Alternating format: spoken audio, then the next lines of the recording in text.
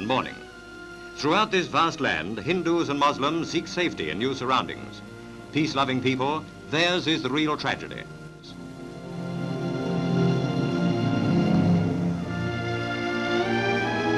For the masses, it's the weary trail of the road. आपने बंटवारे को लेकर बहुत कुछ पढ़ा होगा, लेकिन आज हम आप लोगों को ऐसी बातें बताएंगे जिसको देखकर और सुनकर आपकी आंखें खुली के खुली रह जाएंगी। एक ऐसा बंटवारा जिसने भारत का पूरा नक्शा ही बदल दिया। तो चलिए दोस्तों, वीडियो को शुरू से शुरू करते हैं और वीडियो को बिना स्किप किए हुए पूरा जरूर देखिएगा।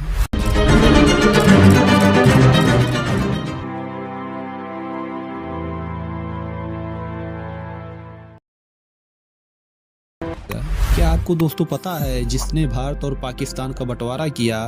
नहीं। जी हाँ दोस्तों, उसका नाम था साइरन रेडक्लिफ और ये जाने माने ब्रिटिश लॉयर थे और ये भारत कभी नहीं आए थे। यानी कि अंग्रेजों ने एक ऐसे आदमी को इतनी बड़ी जिम्मेदारी सौंपी जिसे भारत के बारे में कुछ पता ही नहीं था और इनको इसके बारे में कुछ पता ही नहीं था कि इनको इस काम के बारे में किस प्रकार अंजाम देंगे। और उन्होंने दोस्तों बिना सोचे समझे इसका बंटवारा कर दिया, जिसका परिणाम आज भी हम लोग भुगत रहे हैं। दोस्तों, जब बंटवारा होने जा रहा था तो देश में एक अलग मुस्लिम कंट्री की मांग की जा रही थी, जिसका सीधा मतलब ये था कि सर रेडक्लिफ को एक ऐसा बॉर्डर बनाना था जिससे से ज्यादा मुस्लिम पाकिस्तान रह जाएं, ज्यादा से ज्यादा सिख और हिंदू हिंदुस्तान में रह जाएं। लेकिन दोस्तों उन्होंने एक ऐसा बॉर्डर बनाया कि मुस्लिम समुदाय में पाकिस्तान में कम से कम 50 लाख सिख वहां पर रह गए। और इतना ही नहीं दोस्तों, पाकिस्तान के कुछ मुस्लिम हिंदुस्तान में ही रह गए जिनकी संख्या 50 लाख से भी कम नहीं थी। लेकिन दोस्तों रेडक्लिफ ये गलतियां कर ही रहे थे,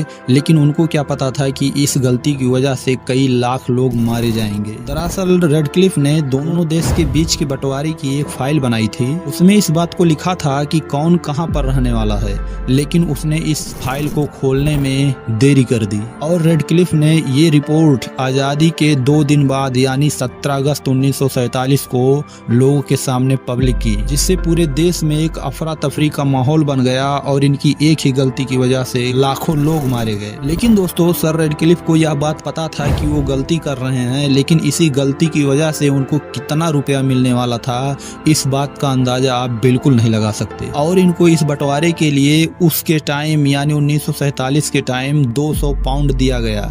लेकिन इंडियन लीडर और मुस्लिम लीडर इनके इस बंटवारे की वजह से खुश नहीं थे और इससे रेडक्लिफ नाराज हो गए और उन्होंने इस रकम को लेने से इनकार कर दिया। और इतना ही नहीं दोस्तों, इस घटना के बाद रेडक्लिफ फिर दोबारा भारत कभी नहीं आए। पाकिस्तान के बंटवारे के साथ साथ भारत के कुछ ऐसी चीजों का बंटवारा हो गया था जिसको आपको जानना बहुत जरूरी है। इसमें से कुछ वस्तु भारत के हिस्से में आया और कुछ वस्तुएं पाकिस्तान के हिस्से में।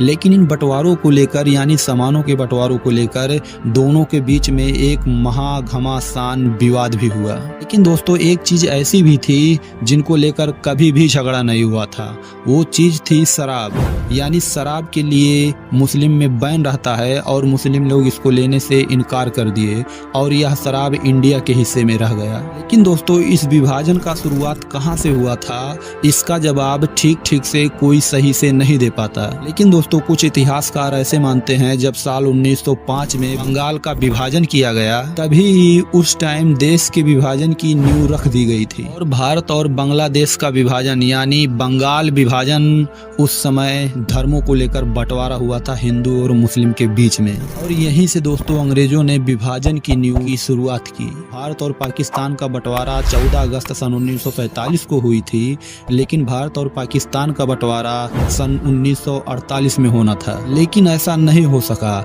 इसके पीछे का रीजन ये था कि ब्रिटेन में सरकार बदल गई उस टाइम। और दोस्तों विभाजन के वक्त बॉर्डर को क्रॉस करने वालों की संख्या लगभग लाखों में थी। और दोस्तों भारत सरकार की माने तो भारत से करीब 1.5 करोड़ लोग भारत से पाकिस्तान भेजा गया था और आजादी से लेकर आज तक इतने बड़े पैमाने पर विस्थापन कभी नहीं हुआ था। और दोस्तों वैसे तो जब भारत पाकिस्तान का बंटवारा हुआ था तो कई लोगों ने कुछ अजीबोगरीब मांगे भी की थी। कुछ मुसलमान साथ में ताजमहल को पाकिस्तान ले जाने की बात कर रहे थे।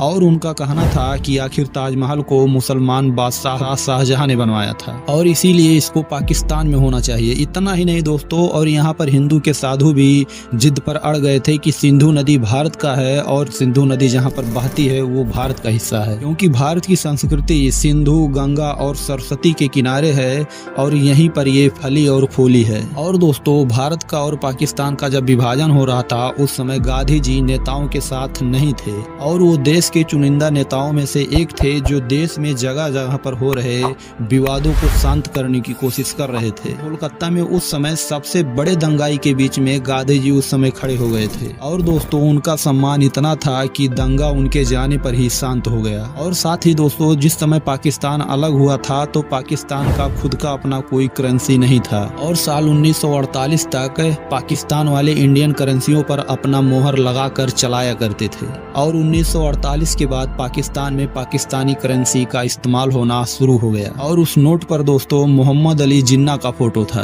और दोस्तों, अंग्रेज लोग इतना बेरहम थे इसका अंदाजा तो हमें बहुत पहले से पता था और भारत पाकिस्तान का बंटवारा के लिए मुश्किल से 1 घंटा बचा था और उस टाइम हिंदू और सिख का कत्लेआम मर्डर होना शुरू हो गया था। उस समय लॉर्ड माउंटबेटन अपने पत्नी एमिना के साथ वहां पर मूवी देख रहे थे। लेकिन दोस्तों, क्या आपको पता है कि इस बंटवारे में कितने लोग मारे गए और कितने लोग अपना घर छोड़ दिए?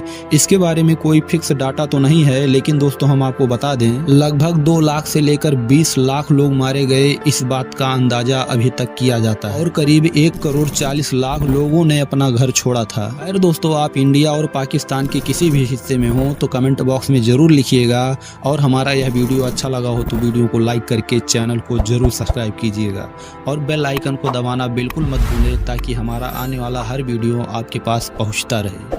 धन्यवाद।